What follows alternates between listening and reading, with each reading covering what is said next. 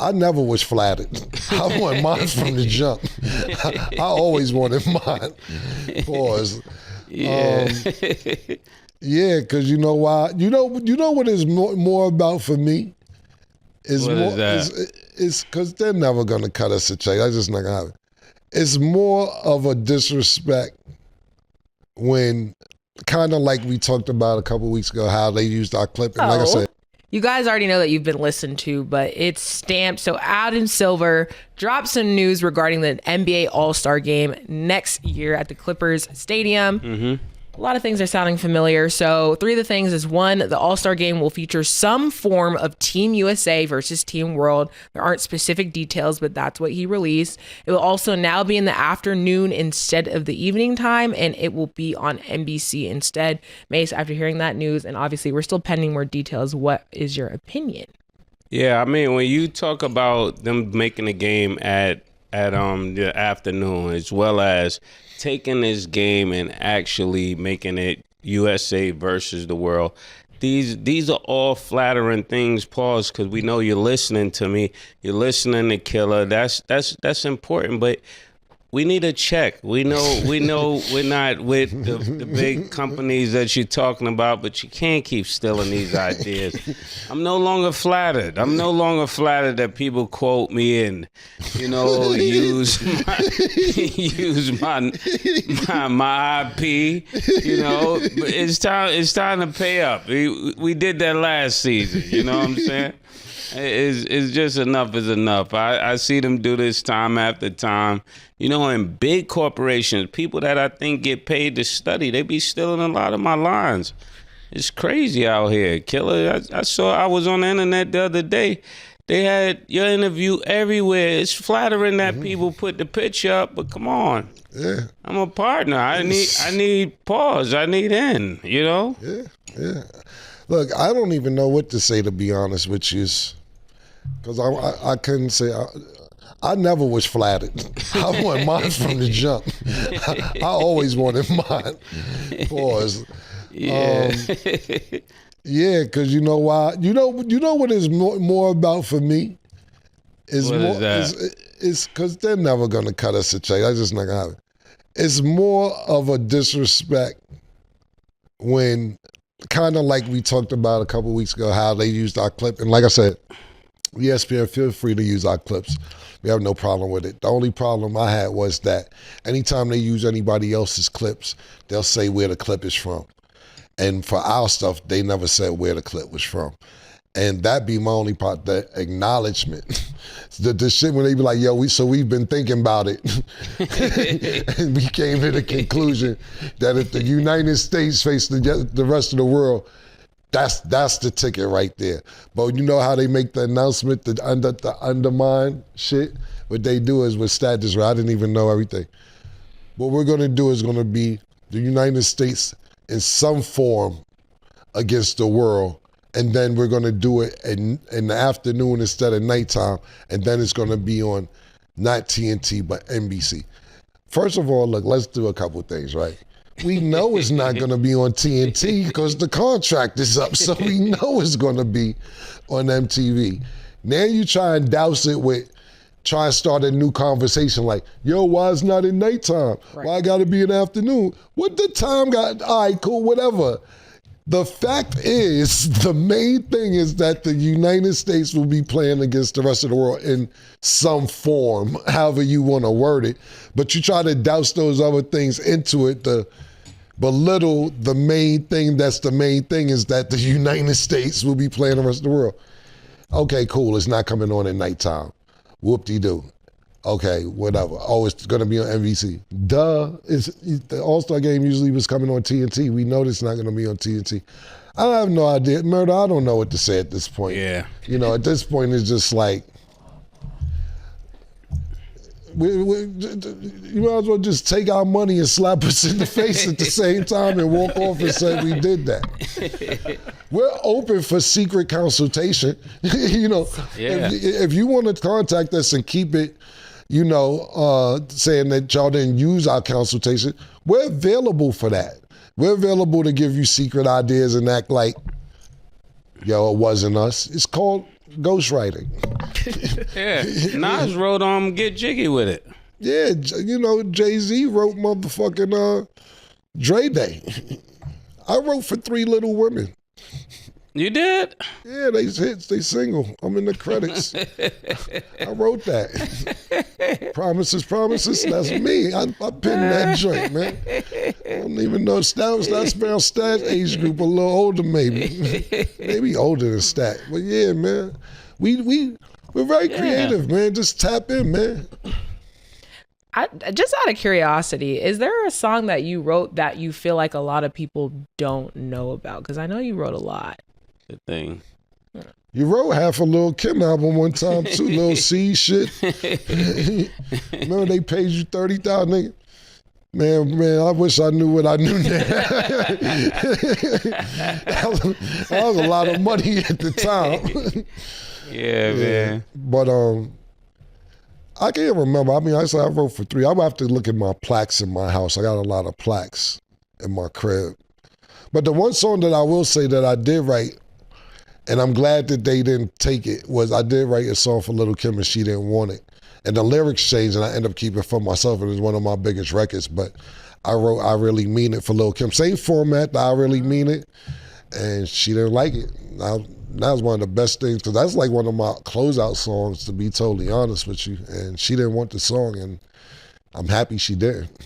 Wow. Yeah, I'm happy you kept it, because that's on fire. Yeah, no, I appreciate that. Thank you. Okay, so quick little mock-up, because I know really y'all have thrown out the idea of Team USA versus the world a lot, but these are the players, because I know we were going back and forth on what players should be the team. So they've got Anthony Davis, KD, LeBron, Steph, and Jason Tatum versus Wemby, Luka, Jokic, Giannis, and SGA. So which team would you guys take in their prime? And which team would you take now?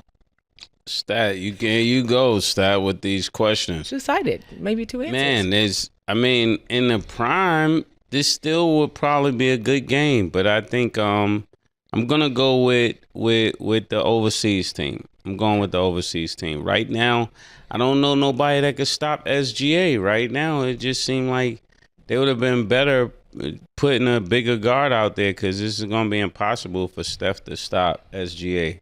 They don't have no answer for him. And with Wemby and the rest of them, I think they win by double digits. I don't even think it's a close game. So you would take the world now in their prime and now over Team USA? Yeah. Okay. I would. There's only 4 niggas in that picture. That's the point. You can't even find a 5th nigga from America. No, it's 5. Who's the 5? AD, KD, LeBron, Steph, and Jason Tatum. Okay, I seen a picture with 4. I'm sorry. Sorry about that. Yeah, I think that team is good, but they're not going to be able to play good together, because all of them need a lot of shots.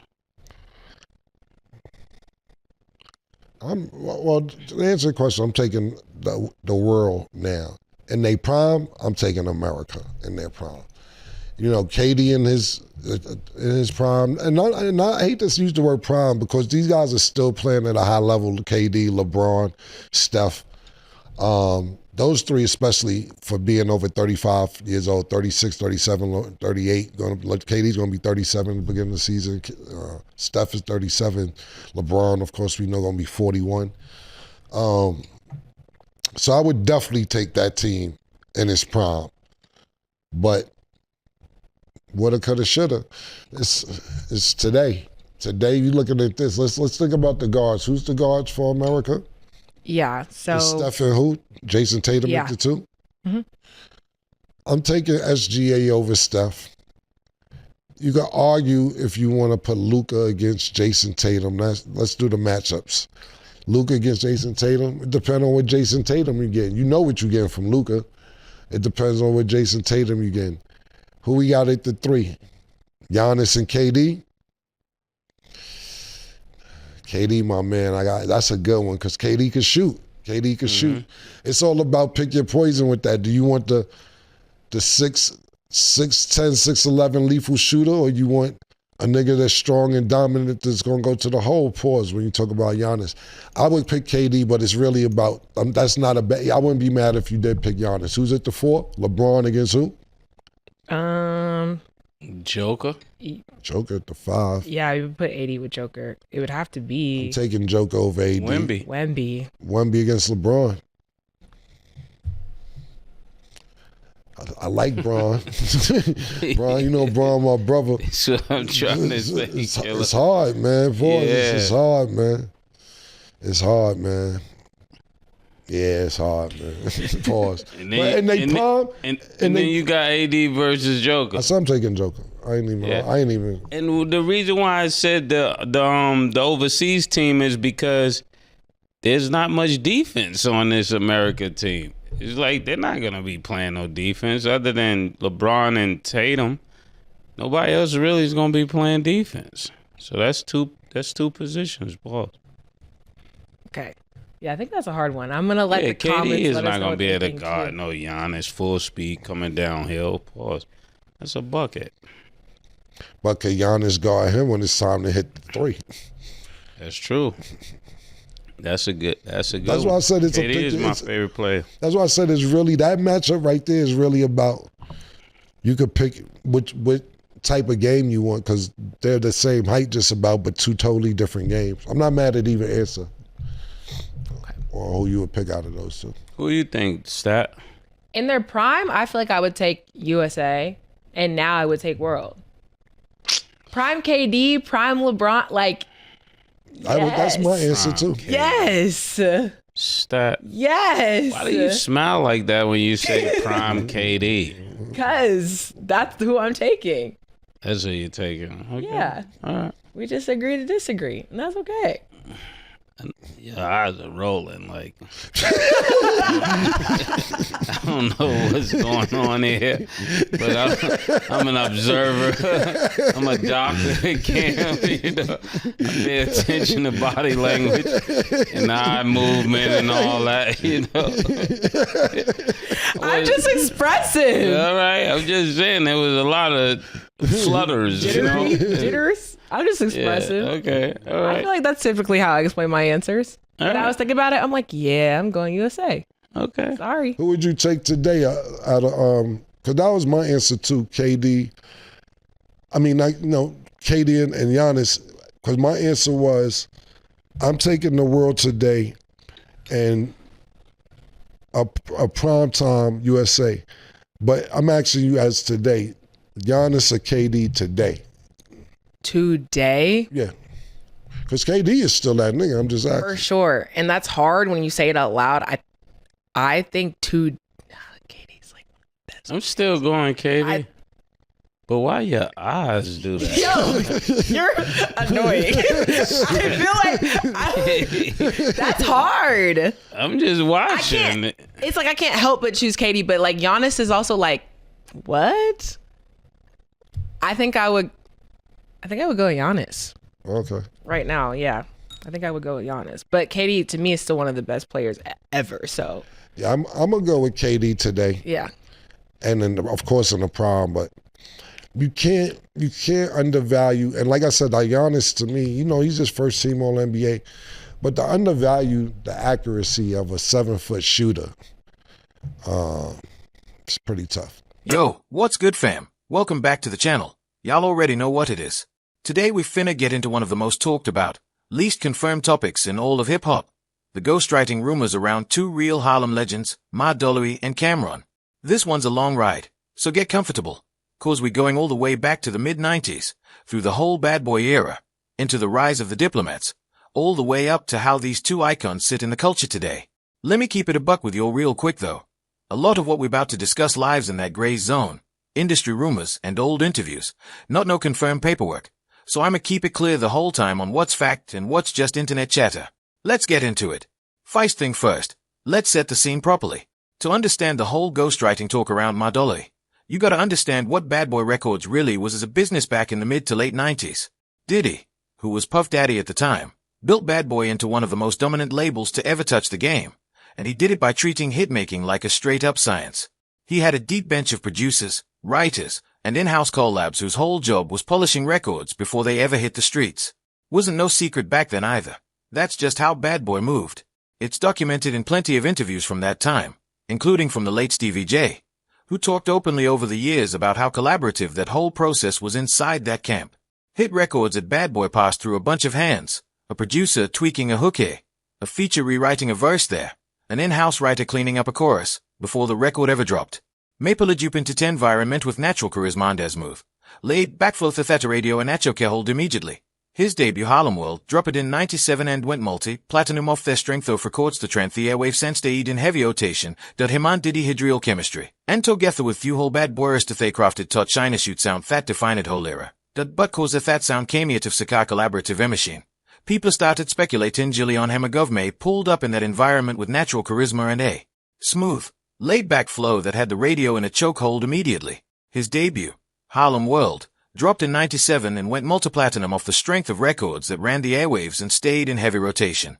Him and Diddy had real chemistry, and together with the whole Bad Boy roster they crafted that shiny shoot sound that defined a whole era. But cause that sound came out of such a collaborative machine, people started speculating early on how much of Mase's pen was really his verses shaped by the team around him.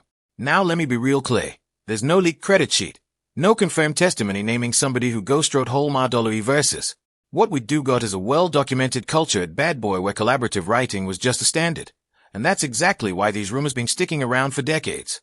Then in 99, right when he at the top, Mardollery shocked everybody by stepping away from music completely to become a minister, starting his own church and basically disappearing from the spotlight.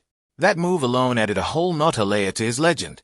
When he eventually came back to music years later, first with a comeback album in 2004 and other projects after that, longtime fans peeped subtle shifts in how he delivered his bars. That naturally sparked fresh chatter about who might have been in the room helping shape them later verses, but again, that stays in fan speculation territory. Ain't nothing confirmed by no credits or interviews. Now let's flip it to Cameron, cause his story run the opposite direction completely. Cam came up through Children of the Corn right alongside Mardollery himself actually, before going solo and eventually starting the Diplomats with Jim Jones and Joel Santana in the early 2000s. Where Bad Boy was this polished corporate hit machine, Dipset built their whole empire off raw independent hustle, mixtape culture, and a DIY business model that honestly was ahead of its time. Cam's voice and flow so distinct, so deeply him, that the ghostwriting talk around him almost never go in the direction of somebody writing for Cam. Instead, the real question the culture keep coming back to is how many other rappers absorbed Cam's whole style so hard that it shows up in their own pen game.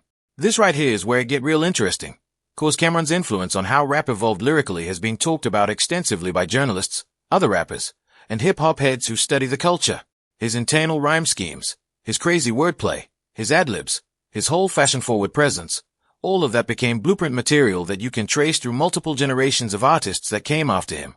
Some cats who blew up in the late 2000s and 2010s straight up admitted in interviews to studying Dipset hard during their come-up, talking about how Cam's cadence and his whole approach to twisting words into unexpected rhymes shaped how they learned to write bars themselves.